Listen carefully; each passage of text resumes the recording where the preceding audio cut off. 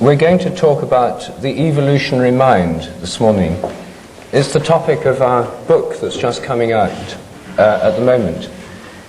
And it prepares the way for thinking about the change in consciousness at the millennium. Obviously, what happens at the millennium is something to do with our minds. It's not as if the laws of nature are all going to change at the year 2000. It's a mental event, a social event, a cultural event. And we're going to start this morning by talking about the evolutionary context for it. Our book, called The Evolutionary Mind, comes at a time when there's a tremendous amount of interest in evolutionary psychology. Psychologists in the last 5 to 10 years have discovered Darwin, and I keep meeting psychologists who speak to me with that sort of enthusiasm and bright-eyed quality of the new convert. They've seen the light, they've discovered Darwin, and I wonder why, as a biologist, they haven't discovered Darwin a long time ago. Darwin, after all, opened up the field of evolutionary psychology with his book, The Expression of Emotions in Man and the Animals. And there was a lot of speculation at the end of the 19th century about the evolution of consciousness. However, academic psychology this century has got involved in behaviorism, rats in cages pushing levers, and now cognitive psychology, computer models of neural processes, none of which has left much space for evolutionary theorizing. So they've come rather late to this evolutionary speculation. There's been permission given to biologists to speculate about evolution of the mind in this way by the analysis of selfish genes. They feel if they're talking about selfish genes, it's somehow scientific, and it's given everyone permission. This kind of discussion is epitomized in Steven Pinker's recent book, How the Mind Works. And it's based on the idea that human behavior is determined by genes. There's a gene for everything, and they then work out in theoretical terms what these genes would lead us to expect, the selfish behavior of the genes. Unfortunately, their conclusions are not terribly surprising or deep. And at the end of a lecture he gave recently in London, which was met with considerable skepticism, somebody said, well, now just give us the most important clear idea you've been able to deduce from your selfish gene theory. And he said that after lengthy calculations, they'd found that because females have only 1 or 2 eggs at a time, which are a rare and precious resource that needs conserving, whereas males produce millions of sperm, they deduced, after a lot of working out, that women would tend to seek high-status males and want to stay with them, whereas men would tend to be promiscuous, to spread selfish genes more freely. And there was an air of disappointment in the lecture hall.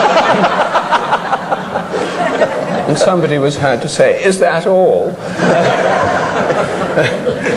Anyway, the fact that this rather closed world of selfish gene speculation is going on has given other people within the scientific world permission to think more widely about evolution. Most evolutionary theories are purely speculative, since we don't really know what happened in the past. Many of them are just so stories, rather like Kipling's accounts of how the leopard got its spots and so on. But there have been, in this modern explosion of speculation about our evolutionary past, there are several rather interesting ideas that have come up, and I just wanted to bring up 2 or 3 of these this morning, because although there's no shortage of speculations about what happened in the human past in the books of Terence McKenna, there are several new ideas which might amplify these ideas about conscious evolution. The first ideas that I want to talk about are put forward in a book by Stephen Mithen, M-I-T-H-E-N, called The Prehistory of the Mind. He's a British archaeologist, but in this book he's brought together a wealth of evidence from the fossil record, from archaeology, from the study of primate behavior, and from the study of child psychology, to put together a very interesting discussion of what happened to human minds during the 3.5 million years of human evolution before recorded history began. The first upright walking hominids are now believed to have emerged in Africa over 3.5 million years ago, Australopithecus. These were upright walking, tool-using, they used simple stone tools, precursors of ourselves.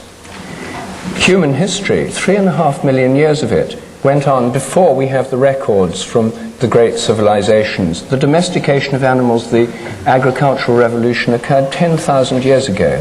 The first civilizations about 5,000 years ago, maybe 7,000 years ago. Industrialization 200 or 300 years ago. But for the vast majority of human history, people were living in quite different way. And it seems to me a very reasonable supposition that a great deal of our psychology, a great deal of the working of our minds has been shaped by this enormously long period about which we know so little. What Mythen points out is that these, although we don't know what they thought about and how they worked, for these early human beings, these early hominids, must have had several different kinds of intelligence. They must have had a social intelligence. They were social beings. They lived in social groups.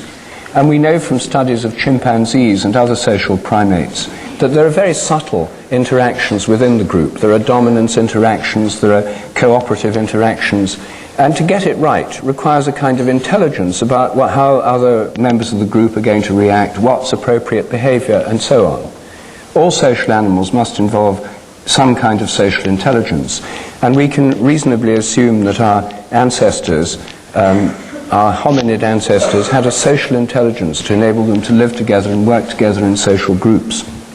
They had a technical intelligence that enabled them to make stone tools and maybe other technical devices or technical things, maybe fibers and string, which haven't left traces in the archaeological record. They must have had a natural historical intelligence, because if you're living as a hunter-gatherer, as they did, then unless you know what to hunt and how to hunt it, what the habits of the animals are that you're hunting, unless you know what to gather, where to gather it, what things are good to eat, what things are good as herbs, you don't get very far. And this requires an enormously detailed knowledge of natural history.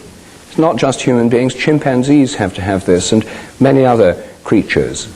So this must have been part of their mental makeup. And then at some stage they began to talk, and they must have had a linguistic intelligence. We don't know when language began. Some people put it 50,000 years ago, some people put it much longer ago. But that really nobody knows. Language leaves no fossil traces.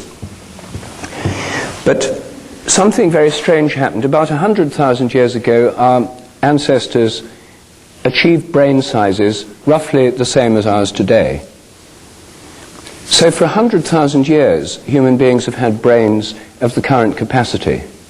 Yet, for 100,000 years, they were not writing programs and building computers and thinking up Einstein's equations and so on. Something else was going on with those brains, and we haven't a clue what it was. The brain size, the development of current brain size, is not the reason that there's been this explosion of technical innovation recently. Brain size hasn't changed much for 100,000 years. And it wasn't until about 50,000 years ago that there was the beginnings of art, paintings in caves and that kind of thing. What happened? Why did art and civilization only begin tens of thousands of years after the brain had reached its present capacity? And what enabled these different kinds of intelligence to give rise to the agricultural revolution, modern humanity, and so on?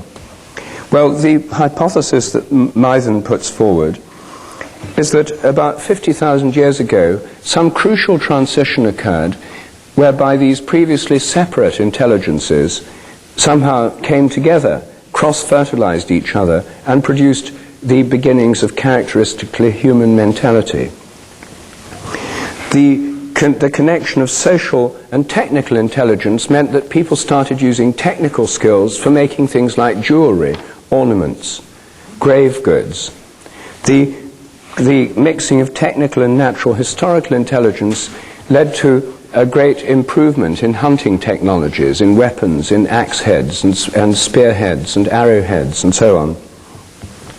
The merging of social and natural historical intelligence led to a whole kind of mythic understanding of the animal and the natural world, which we find in all cultures around the world today.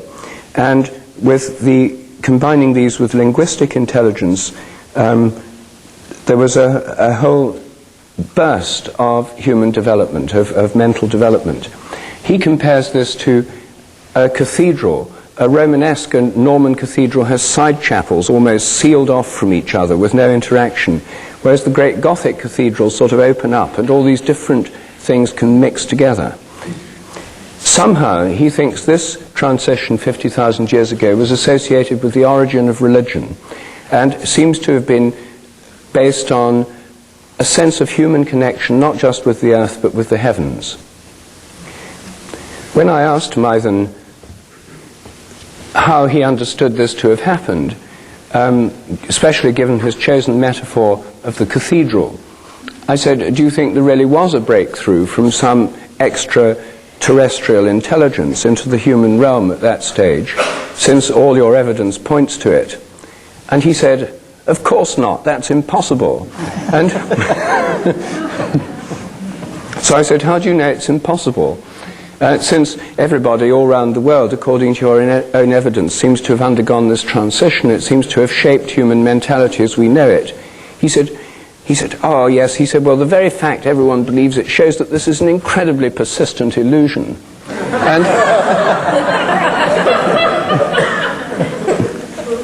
And I said, but how do you know it's an illusion? He said, because it's so persistent.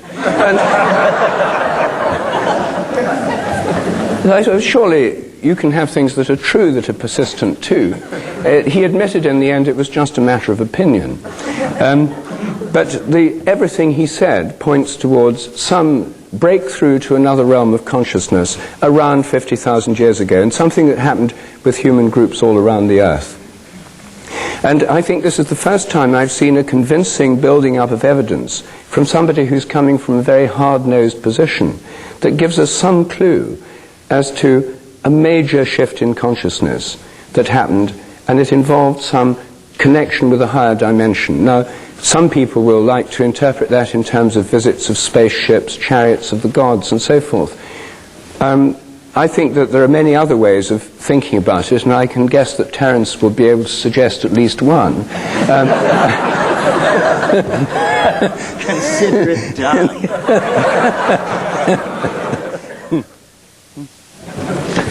But before we there's one other speculation about the past I want to mention, which I found particularly interesting out of this year's crop of books on the subject, which is Barbara Ehrenreich's book, Blood Rights. She's an American writer based in New York, and in her book, Blood Rights, completely changed around my idea of human prehistory. What she shows very convincingly is that our image of man the hunter striding forth onto the African savannah about 3 million years ago is in fact pretty implausible. Human beings were small, they couldn't run very fast, they weren't particularly strong, their tools were extremely primitive. It's much more likely that for most of human history it was not man the hunter but man the hunted. In fact, most bone remains of early hominids show the marks and scratches and tooth marks of large cats on them. Human beings were on the African savannah with lots of game, but also with lots of big predators. They were extremely vulnerable. And a great deal of human mentality, she argues, was shaped by millions of years of being preyed on by large predators. It wasn't until about 50,000 years ago that there was an improvement in hunting technologies all around the world, whereby human beings could indeed become fairly effective hunters. But for most of the 3.5 million years of hominid history, it was man the hunted. She shows very interestingly that this sheds light on many religious traditions, because in many religious traditions there's the idea of the victim, the sacrificial victim. If you're a collective, a herd of wildebeest or baboons in a group out in the desert, and a predator approaches, the predators usually attack isolated members of the group, the old, the young, or sometimes the young males who are defending the group on the periphery. Those are the ones that get killed first. And when they've killed one of them, they start eating it, and very often the rest of the group then relax, and they often stand around and watch the predator eating the prey, because once they've got one victim, they're not hungry anymore, they're not interested in the rest. So one dies for the sake of the rest. This is a simple fact of predation. And she shows that this pattern, the idea of a sacrificial victim that dies for the sake of the rest, is deeply embedded in our consciousness as an archetypal pattern based in this biological fact of predation and the fact that we were preyed upon. She also shows that most of the early visions of gods and goddesses were in the form of carnivores. Even Jehovah is a carnivore. The story of Cain and Abel, where Cain is a farmer and offers the fruit of the earth to God as a sacrifice, and Abel is a herder and offers a sheep. God prefers the sacrifice of Abel. He prefers meat to vegetarian diet, and that's why Cain kills Abel. He's jealous. And so this carnivorous quality of the gods is associated with images of the gods in association with predatory animals. She then goes on to show that whole nations identify with predators as a kind of justification for war making, where the whole nation becomes like a predator. The symbol of England and many other countries is the lion, of America, of the United States, the eagle, and so on. All around the world you find these predatory animals as national emblems. Well, I think her insights are particularly interesting, and because of this long history, it shows so much of our mythology, religious structure, and fears are related to this long period of being preyed on. She shows the fantasies, the nightmares of young children in modern cities like New York until they're about 5 years old, and not about child molesters and realistic fears, or at least the fears their parents have. They're about being eaten by monsters and wild animals. This is what most children's nightmares are about. And this would go back to a long period of history.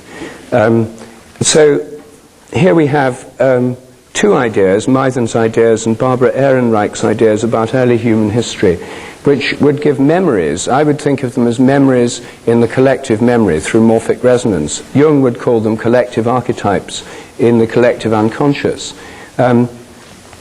Things which are built into our past, our memory, that have shaped the way our minds are today, of which we're largely unaware, because our normal study of history begins with the civilizations of the Near East, with Egypt, with Greece, Rome, and so forth, and leaves out the previous 3.5 million years of human history, which have really done so much to shape our evolutionary nature, and therefore condition the way we respond to each other today and in the future.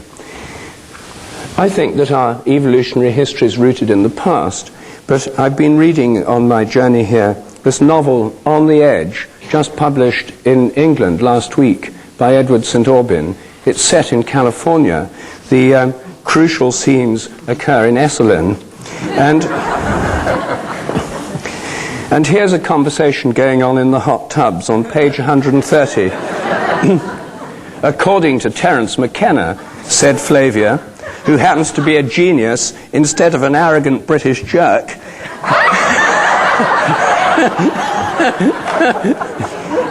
history is rooted in the future. So,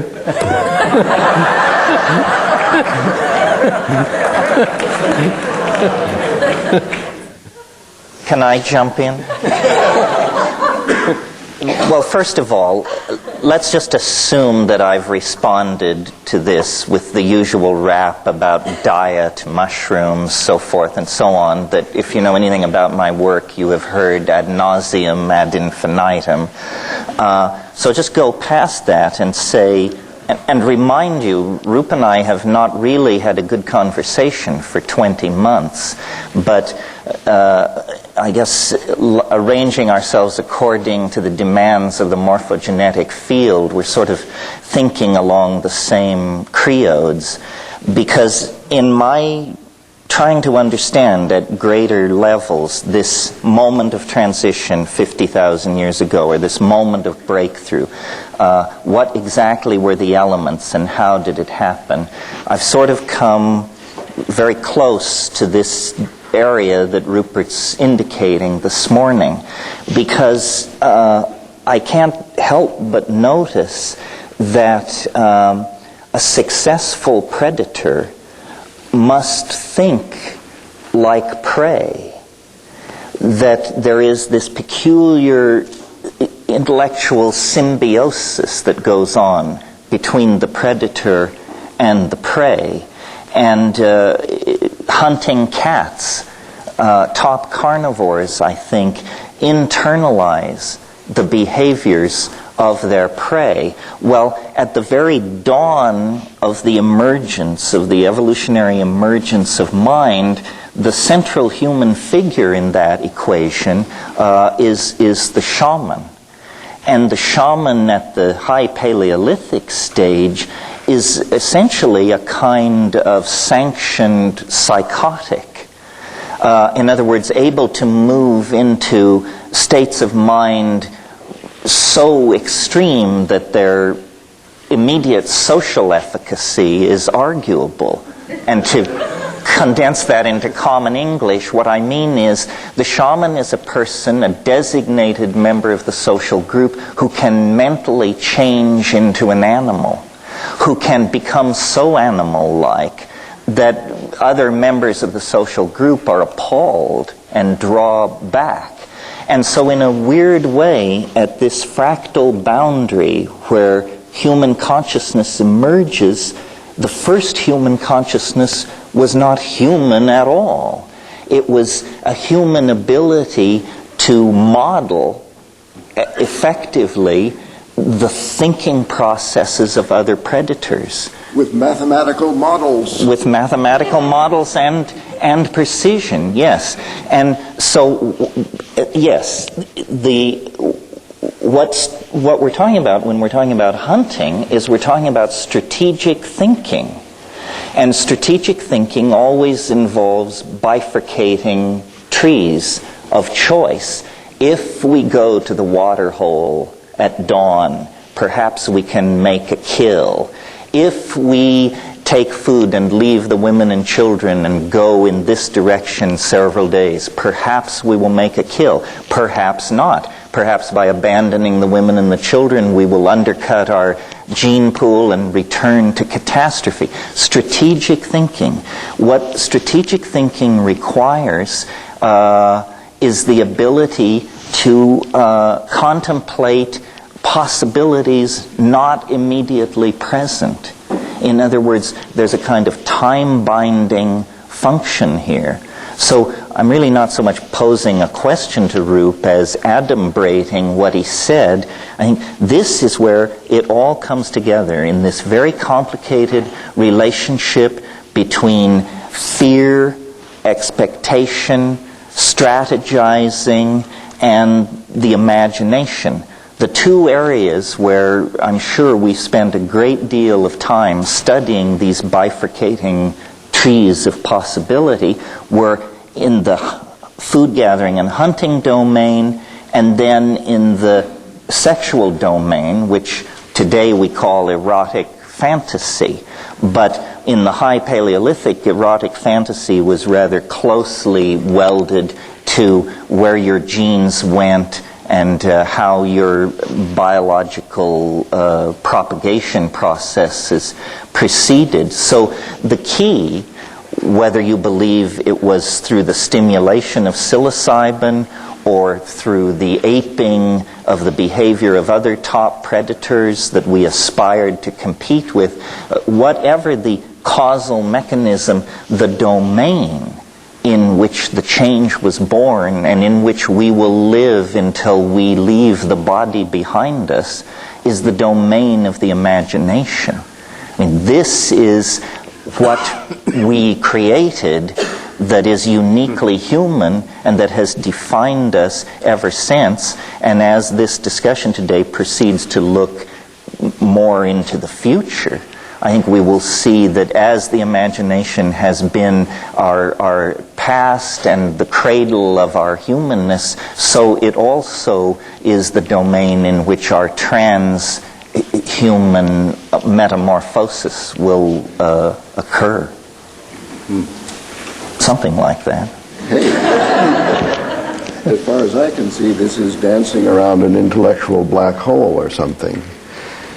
Here we have, the question is posed, as I gather of Stephen Mython, that in the evolution of consciousness or culture, I'm not sure which, that there was a bifurcation 50,000 years ago, which is of interest to us because we're in one now. And the question is, what was it caused by? And then Rupert proposed that you would, of course, answer the psilocybin mushroom on the plains of Africa. But you didn't mention strategically. But why this need not only was a constant throughout the 3.5 million years evolution of hominids, but also in Ponge's apes, being and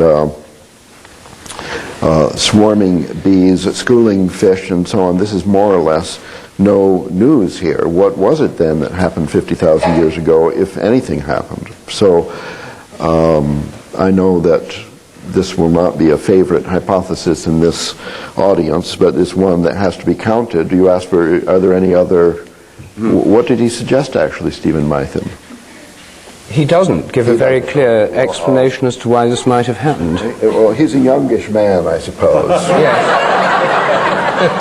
Who probably has not read the great books of his predecessors, such as, let's say, for example, Alexander Marchak, who led a great group of, a combined group of two species, neurophysiologists and archaeologists in the distant past, to propose that miracle that occurred, like the beginning of Cro-Magnon 50,000 years ago, had to do with a structural change in neurophysiology. This presents the view, if you want to look at it that way, God as a brain surgeon, also known as the hole in the head, where the connection between the hemispheres was improved in the corpus callosum, and this physiological evolution provided evolutionary advantage in hunting and so on. And as an evolution theorist, you would have to say, well, if there was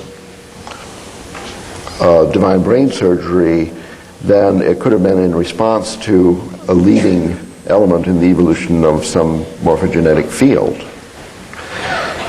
Now, thinking of this as it's a chicken and egg kind of thing, is like the physiological change. There was a physiological change, was there not? Didn't Stephen Mython mention that? Well, you can't from skulls. All you've got is skulls. No, you can. That's the whole point, that these skulls have been examined microscopically by Alexander Marchak. And the changes in the skull, morphological changes, sharply divide that particular event, including the enlargement of the frontal lobes, which was considered, because of Broca's brain, to be the physiological foundation for the development of speech. Whereas we would say, probably, I'm guessing we would agree that the enlarged brain, Broca's brain evolved because as we had already started speaking and had the need for more vocabulary, the things favored the larger vocabulary in terms of hunting, gathering, escaping large carnivores, and so on. Anyway, there's a dichotomy of two different views about this bifurcation, the divine intervention one and the physiological DNA random mutation natural selection one. Isn't that it? And in this dichotomy, we see you opposed, because Terence believes the eating psilocybin mushrooms is a purely material explanation, right? It requires no recourse to a divine intervention in the field. Angels, dreams, you use the word imagination. But he's not suggesting a literal divine intervention. He's just speaking metaphorically. Well, Mython might be. Mython's speaking metaphorically. I think I'm speaking literally. Because I think, you see, one of the things we have to explain is that religion, or some sense of a beyond the human realm of consciousness, is found in every human culture today. In some sense, in some way or another, a world of spirits, a world of angels, of gods. That to explain the universal distribution of this as part of traditional human thinking requires at some stage in the past there have been an awareness of this other realm of consciousness. Now, this is not incompatible with psilocybin or any other drug hypothesis, because those might have kick-started this connection with another realm of consciousness. But if we assume that today, all over the world, shamanic cultures and all other cultures have the sense of other levels and other kinds of conscious entities beyond the human level, some in animal forms and some in forms way beyond that, we have to assume that at some stage in the past there was a linking with these other realms of consciousness, whatever they are. Not just metaphors, not just archetypes in the collective mind, but forms of consciousness that might well, and I think actually are, out there.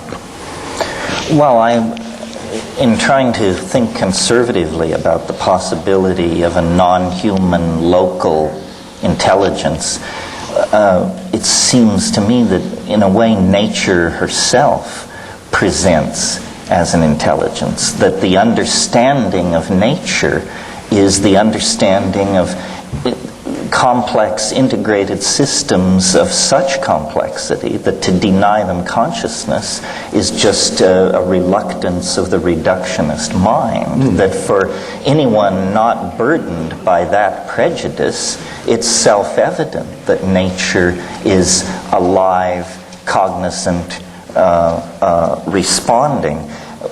It's interesting that really all it seems we can agree upon here is that the time frame is roughly 50,000 years. Well, so a whole bunch of things are triangulating on that moment. One could say, as I've argued, that it was the eating of psilocybin mushrooms. You could make a more general statement and say that was a subset of the consequence of an omnivorous diet. But if I may, sure. Where exactly were these mushrooms 100,000 years ago? Well, the way I think about it is there was an incremental involvement that had punctuated breakthroughs in it. In other words, the slow meeting of mind, mushroom, social complexity, acoustical abilities linked to neurophysiological states didn't just smoothly proceed. It all came together, but then at a certain point it gelled. And this is this 50,000 year point where social understanding, technology, linguistic repertoires, depth of diet, Well, you're clinging to this material stuff. I think it's about time that we... Well, there will be a material component, even if you believe angels descended from on high. Well, I suppose that, you have the software that draws the novelty wave. You're a novelty theorist. We might appeal to novelty theory as a explanatory strategy here, a cognitive strategy in dealing with the bifurcation 50,000 years ago. If you run the program back for 100,000 years, do you or do you not find a kink there in the novelty wave in 50,000 BC? I mean, no, it's not based on data, only extrapolation, but is there or isn't there? Well, I think there were a series of breakthroughs. For instance, 120,000 years ago, the modern Homo sapiens sapien form appeared. In other words, no. In short, no, there's no... Both and, I think. The invention of writing 9,000 years ago was an enormous breakthrough. But all of these things proceed out of the further integration, complexification of the nervous system in connection with the function of the imagination. Believe this, that you're presenting yourself as a conventional materialist evolutionary theorist. The Galactarians who built the mushroom intended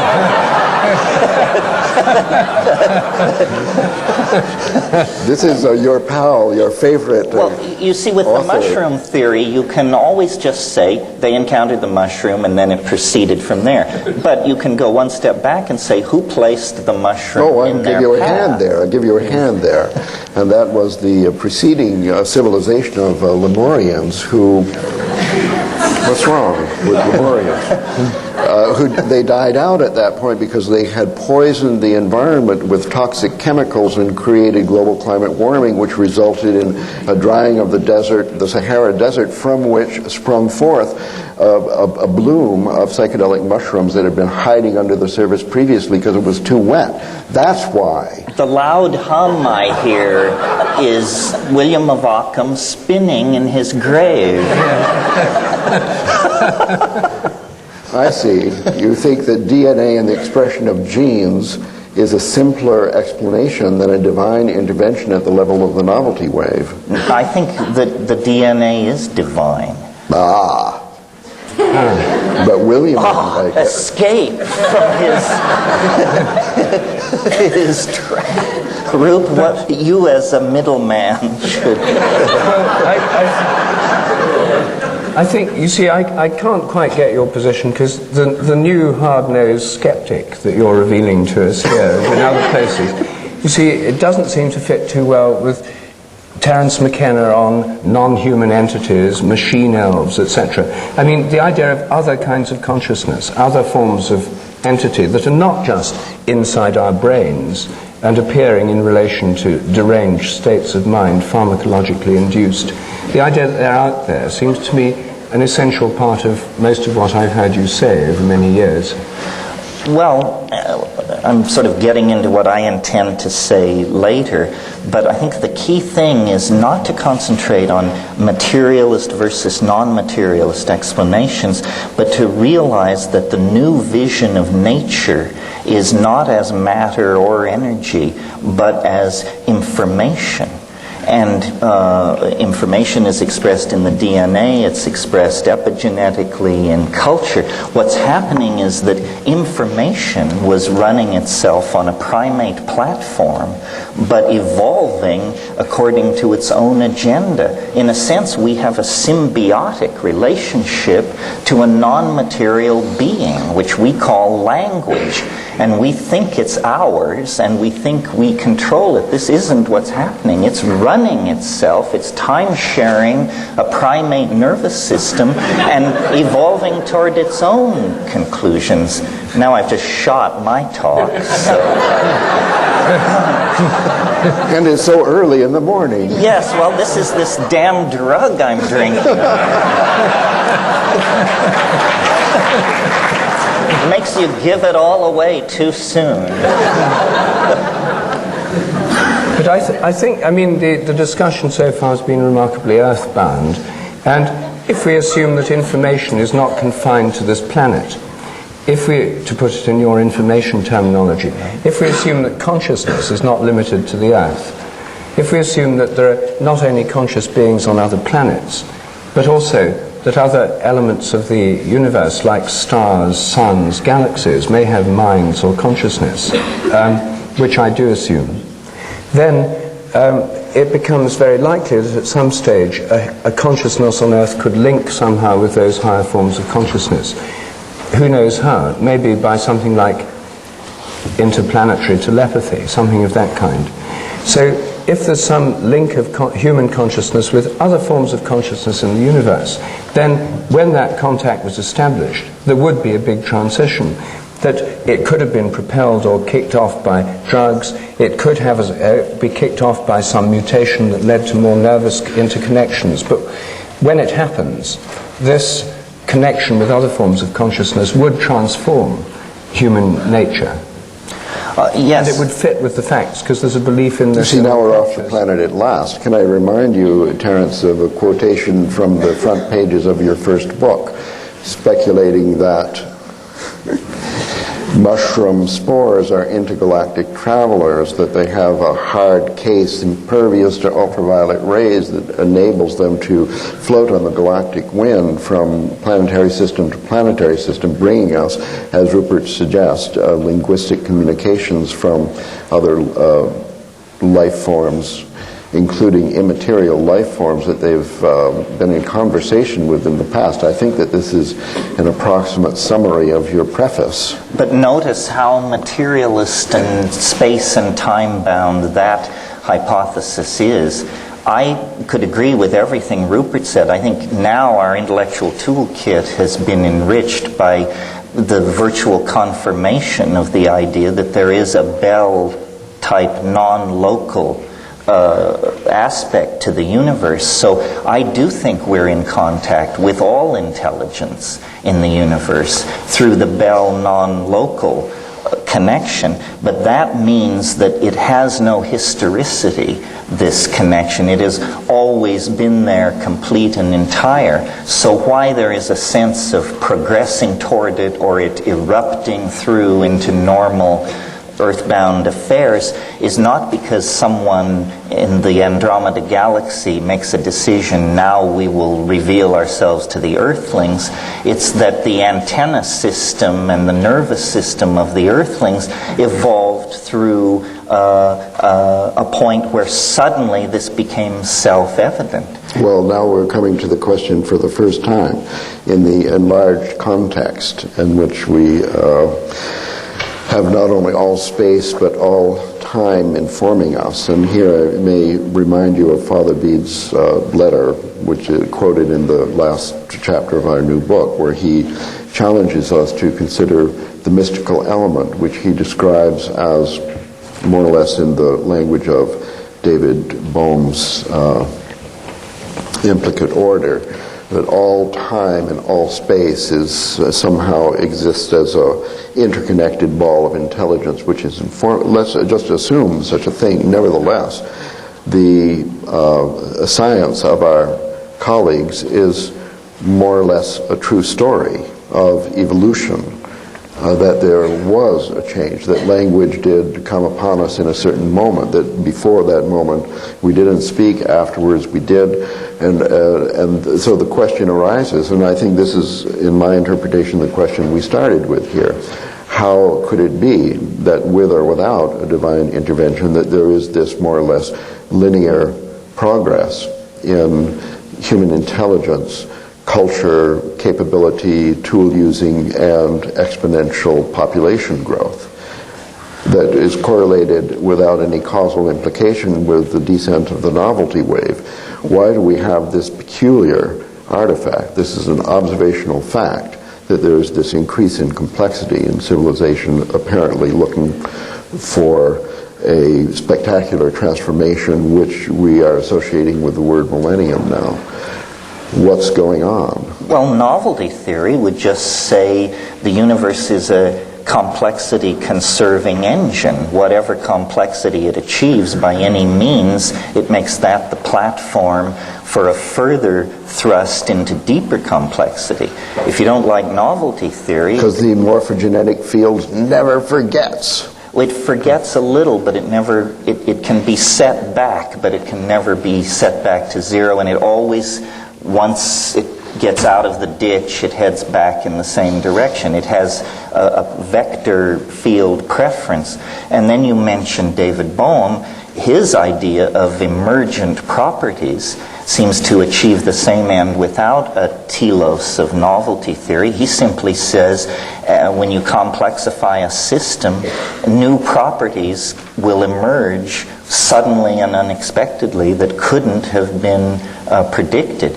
If you put emergence theory with novelty theory, you see that the universe could not but proceed along the line of complexification of morphogenetic expression, density of connectivity, and all the things that retard entropy and give rise to, in fact, the complex, non-entropic, ordered, apparently teleologically informed cosmos that we're in. Well, now we see then that what you've described Why do you is... laugh? It was one of those verbs, was a bit extraordinary. Okay. That there is then revealed a kind of evolutionary theory as a cosmological hypothesis. This is a theological position, basically, that there is a timeless, implicate order, and there is life on planet Earth and in the rest of the universe, which evolves according to this theoretical rule by an increase of complexity. When something is revealed, there's a development. It's not forgotten. It builds upon that. And this mystical unit, while knowing all, is not telling all, but revealing gradually, because just that's the law of life as we know it. In three-dimensional space and time. With Rupert and I, really, from my point of view, the only difference between the morphogenetic field that he has enthusiastically proposed and the ideas of novelty theory is, for Rup, it's pushed from the past. For me, it's pulled from the future. Well, but that's what Teddy was saying in this book. Well, but what you get in the end of the day is the same thing. It's just a matter of preference and how much of orthodoxy you want to grind against. The phobia against telos is an artifact of 19th century deism and doesn't go very deep. You described the complexification of the universe as self-evident, and I believe it is self-evident. And the failure of science to address this is what makes it so frustrating and imprecise so late in the game. But the trouble with the emergence view you've been putting forward is that it's still very earthbound. You see, there's obviously been a major emergence of complexity in human culture. There's also been a huge emergence of complexity in the Amazon jungle and the Malayan rainforest, arguably far greater than anything we've achieved through technology, and millions of species of beetles, insects, plants, and so forth. But it seems to me that long before all these things happened on Earth, we've got the possibility of much higher levels of consciousness outside the Earth. And as you know, I'm a devotee of the idea of the sun as conscious. And the stars. If you take the materialist view that consciousness interfaces with the brain through complex electromagnetic patterns of activity, then those on the sun, which we're learning more and more about every day, have unbelievably complex, chaotic patterns, resonant patterns of acoustic waves going through the sun, polar reversals every 11 years, resonant patterns of electromagnetic waves. My thinking about this was much influenced by a science fiction novel by Fred Hoyle, published in the 50s, called The Black Cloud, where Fred Hoyle shows that to imagine intelligence necessarily grounded either in copper wires and computers or in nerve cells and brains is a limitation of this. So you could have an intelligent system working through a plasma, an electrically charged cloud, and indeed, I think, through something like the sun. So if the sun is in fact conscious, if stars have a kind of consciousness, then of course it raises questions, well, what do they think about? What do they do with this consciousness? But it's very likely that the kind of consciousness they have would be at a vastly higher level than our own. So when we're talking about the emergence of higher consciousness in human beings, it's not as if for the first time in the universe some higher level of consciousness emerges. It could be that for the first time in the history of this solar system, our minds somehow contact the sort of intelligence, much greater intelligence that exists out there. And because I think it's possible to think of the stars and the sun as conscious, and then galaxies as conscious, you don't need to go straight beyond the universe to the divine mind. There's plenty of lower level minds than the divine mind that could be out there. And of course, traditional views of spirits and angels tell us that there are many, many, many innumerable levels of intelligence beyond our own within the galaxy, many associated with the stars.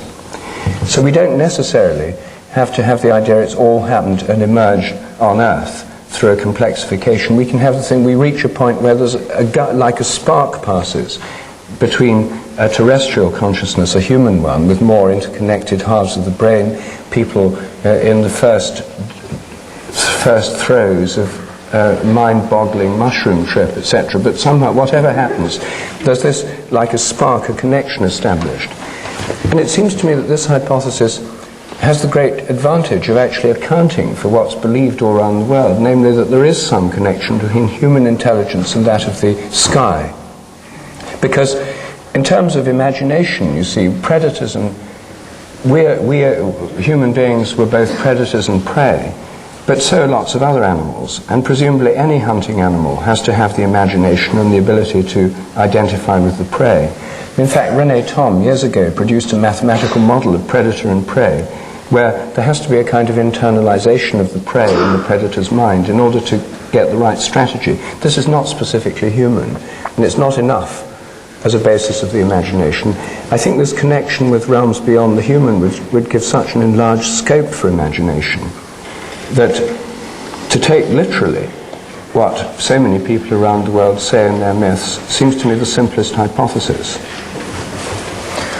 Well, I'm more friendly to this idea of non-biologically based forms of consciousness than I was the last time we talked, because of this fact I mentioned, that I now think wherever there is a sufficiently complex informational environment, the functions of life, self-replication, etc., mutation, adaptation, can go on. But obviously most of the intelligence in the universe would be utterly incomprehensible to us because it is so different. So we're transducing virtually the entire hologram of possible intelligence in the universe, but the reason our fantasies of angels and aliens give us hominids with binocular vision who use acoustical speech, in other words, creatures very similar to ourselves, is because we only can recognize what is familiar in this universal information field. So we sail right past the star mind, the galaxy mind, to communicate with a race of winged hominids around Zenebel Ganubi Prime, simply because they are enough like us that we can grok our possibility of a relationship. It seems to me that this is just very begging the question in traditional and cheap fashion. Because, oh, good, Ralph.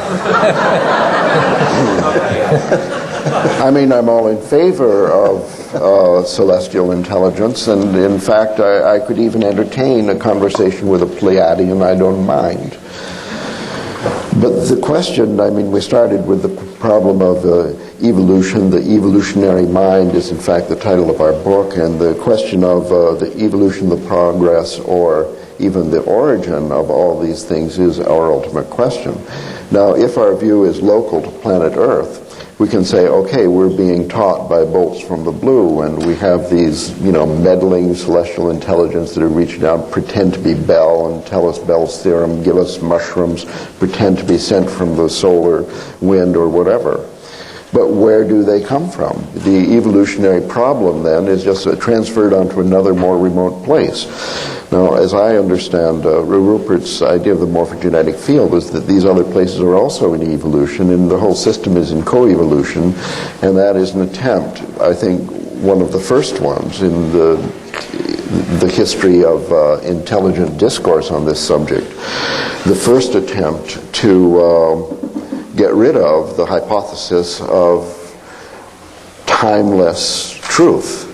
But if you get rid of that hypothesis, you have a whole bunch of weird problems, such as then you have to talk about the speed of propagation of novelty or morphogenetic fields, and then you're slammed to the wall because you have to either come up with a number which you fit into a mathematical architecture, or you say that it's instantaneous, which returns you to this holistic, more metaphysical thing. If you don't believe that it's coming from the Bell space, then you have a whole bunch of these kinds of problems, which I think intuitively make it too complicated. Let it be instantaneous. I mean, I think the whole question of time is, in fact, behind this problem, that we have this idea about time, and then we're trying to talk about a timeless.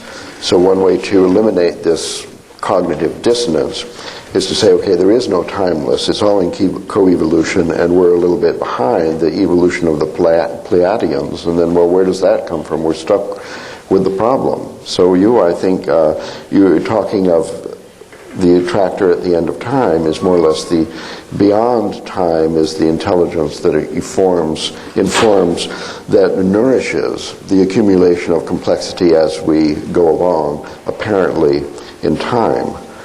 Well, I think the attractor is complete in and of itself in another dimension. The process of history and biological evolution is the growing complex enough to grow toward the thing and understand it. So is our process of growth then nourished or not nourished by some flow of something that comes from this attractor at the end of time in another dimension? It contributes the trajectory of our approach. It defines the domain in which we are moving toward it. We couldn't even talk this without chaos theory. No, right? Chaos theory stands behind this very powerfully. Well, I don't know, Ralph, people have been talking about this for a long time before chaos theory came along. But in such a muddled fashion. Compared with the sublime clarity of our present conclusion. Precisely. So I don't quite see why chaos theory is an essential ingredient. Forget chaos theory. I'm interested in the possibility that in your deepest musings on this problem, you have rather avoided Father Bede's challenge to grapple with infinity, and that in the idea of the coevolution of morphogenetic fields begs the question of the existence of a timeless or eternal truth, pattern, guidance, or something, which is, well, but are you? I don't know. I mean, Father Bede used the word mystical, but of course he was a priest. I don't think he meant the essentially incomprehensible. In other words, I don't think we're going to get to a place where we then say, from here on it is mystery and rational apprehension fails. My notion of the mystical is simply that which remains to be understood, and there will always be a residuum of mystery in principle, but in principle it is not mysterious. Oh, I think, I don't agree with that, I must say. I thought you might not. No. Well, we'd soon be out of business if we're talking at the edge of the unthinkable, if we actually, everything suddenly becomes thinkable. Even in principle? I think that given the nature of a human mind, evolved to deal with large predators, hunting on African plains, gathering herbs, etc., dealing with social problems, human relationships, etc. The idea that this evolution has equipped us with minds and language and cognitive abilities that enable us to comprehend the entire universe, where it's come from, where it's going, what minds and mind may lie beyond what we see. The idea that this very small part of the evolutionary system, with all the limitations inherent in it, could comprehend the whole, seems to me a rather improbable supposition. And I think that the point about mysticism, or what the Greek church calls apophatic, that is that the ultimate in the end does lie beyond what we can think. Our thinking can only take us so far. And this isn't just because we haven't got enough professors of mathematics yet, and it's only a matter of bigger computers and so forth, that there are grave limits on how far a very limited and evolutionary bound conceptual apparatus can take us. We'd never be able to embrace, as you yourself pointed out, the kind of mentality of the sun or a galaxy, because its concerns are so much greater and more remote than our own, let alone the universe as a whole. But in principle, some other form of organization could. In other words, these things are not sealed from understanding in principle. They are simply difficult for primate-based minds running limited software at low hertz rate to accommodate. But yes, but I mean, if presumably the solar mind, if there is one, could understand, have a pretty good intuitive understanding of the minds of other suns. I mean, if the sun has a mind, part of its activity, I think, would be concerned with the solar system. It would be like the brain of the solar system. But part of its activity would be concerned with its peer group, namely other stars. And then part of their activity would be related to the mind or purpose or telos of the entire galaxy. And those kinds of concerns, you know, the kind of relationship problems that our sun may be having with other suns, or double star systems like that of Sirius, the kind of relationship problems. Those are rather beyond the scope of human psychotherapy, or indeed human thought. There may be so many things going on, as indeed there are at levels we don't really understand very well the world of the goldfish or the ant. So there are certain limitations which I don't think are just a temporary limitation on what we can conceive or imagine. Well then, until we run out of energy to conceive and imagine, are we conceiving of the solar mind, if it exists, as evolving or fixed? No, it must evolve. It must evolve perhaps on a different time scale, which is the time scale of relationship in their own community, which is the 15 billion year time frame since the Big Bang. Is that what you're thinking, that we're coming to the crux of it here? I think the evolution of the solar mind would be related to what happens here, because we're part of the solar system. And I would assume that because all planets and everything that's happening within the solar system feeds back and influences the solar mind, that it would somehow, it's not just the mind of the sun, it's the mind of the solar system. But it's evolving since the birth of the Milky Way and that's right. And what's going on here is part of its evolution. We're within it and contributing to it. So the morphogenetic field then of the all and everything had a birth moment with the Big Bang. Is that what you're thinking, or? Well, I'm assuming that if we take the Big Bang theory to be, if we assume there was a Big Bang, I know you're very skeptical about the Big Bang, it's only a story, it's a myth, but if we take this creation myth of modern science, then that must be the birth of the field of the whole system. Yes.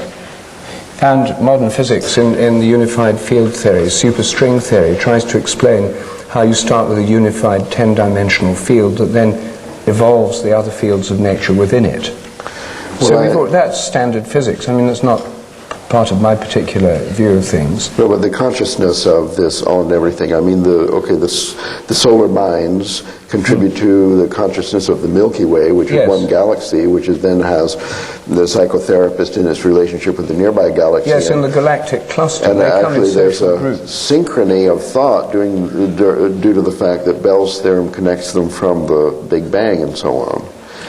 But isn't all you're saying is that the universe is a modular hierarchy from atom through cells, societies? I'm challenging you to answer where the morphogenesis comes from that leads to complexity and things like the birth of life, if it's simply the co-evolution of a physical system since the Big Bang. Novelty theory has answered this question. It comes from the satisfaction of your mind and all smaller. Well, at least to the satisfaction of someone. But it doesn't explain either the origin of the novelty wave itself, nor does it. You see, there are many models, of course, of cosmic evolution. And one of them is that because you have the cosmic expansion, that for some reason the primal explosion, Big Bang, throws everything apart, so it's all moving apart. That means things cool down. As they cool down, more form and order can appear, and it literally makes more space for things to happen in. That the arrow of time, the arrow of evolutionary time, and the driving engine of evolution is the cosmic expansion, which means nothing can ever be stable, can ever stay the same, because the whole cosmos is unstable. It's always expanding and cooling. And given that, through all sorts of phase transitions, as you cool a plasma down, as atoms appear, and then as gases condense to liquids and liquids to solids, the cooling process involves the appearance of more order, more form, when there was less before. There was very little the moment of the Big Bang. So the cooling and expansion more or less force the appearance of more structure, pattern, order. And you could say that that gives scope for creativity all the time. There's always the scope for new things to happen. And it's a long-standing debate among evolutionary theorists as to whether this is following a pre-established plan, or being drawn towards an already existing future goal, or following a pre-existing set of laws or rules like the novelty wave, or whether it's all being made up as it goes along. And I'm much influenced in my thinking by Bergson, the Henri Bergson. In his book Creative Evolution, he very strongly defends the idea it's all being made up as it goes along. That doesn't mean to say that around the evolutionary process are not minds and imagination, but it makes the creative process of evolution more interesting rather than less, because it's not decided what's going to happen next. There are imaginations of many levels, including human imaginations, at work here, looking at alternative possibilities. New things happen, and then what happens next depends on what's happened already, and the new possibilities of imagination that open up, but without the goal being fixed in advance. No, I have no problem with that. I don't see how, for instance, someone could hypothesize that all the laws came into existence simultaneous with the Big Bang. For example, did the laws of gene segregation come into being a billion years before biology existed anywhere in the universe? That seems naive and preposterous. Whitehead had this idea of what he called the aboriginal God.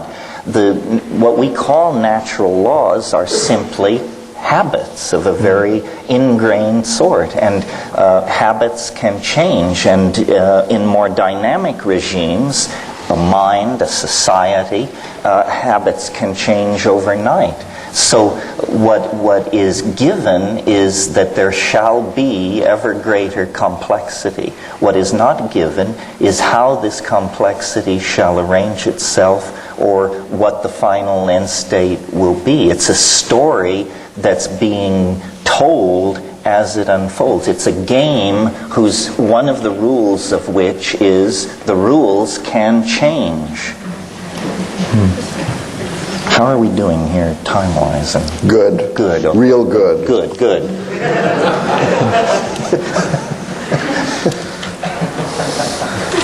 Well, we're getting nowhere. In other words, this is the problem. There's the watch in the desert. It's ticking by itself, or God put it there, we don't know. The question posed at the beginning, we actually haven't progressed at all in settling, although it looks like there's a kind of convergence in that. Is this right? Everybody has sort of given way. No, I have the feeling we've actually made some progress. But I always have that feeling. Well, the attractor at the end of time, then, as I gather, is only has in it simple rules of a board game that says the complexity is going to increase, and how it's evolving, and things like DNA rules and stuff, we can make up as we please as we go along. Whatever natural selection approves of will then come to pass. Complexity will increase, that's the only rule. And so, in fact, you agree that time is slowing down. Well, time is slowing down as the events potentially contained within any given moment exponentially expand. In other words, we're sort of in a situation of a spaceship falling into a black hole. From the point of view of a distant observer, the spaceship falls into the black hole, there's a flash of hard radiation, and the story is over. From the point of view of the people on the spaceship, the relativistic stretching of the timeline means you fall forever, and you never reach the conclusion. So, in fact, the consummation of the universe may be only 14 years away, but there may be enough time between now and then to reiterate the life of this universe 1 trillion to the trillionth times. Time is not a tyranny. It's a relativistic medium subject to all kinds of plasticity. There are many ways out of any assumed corner we paint ourselves into.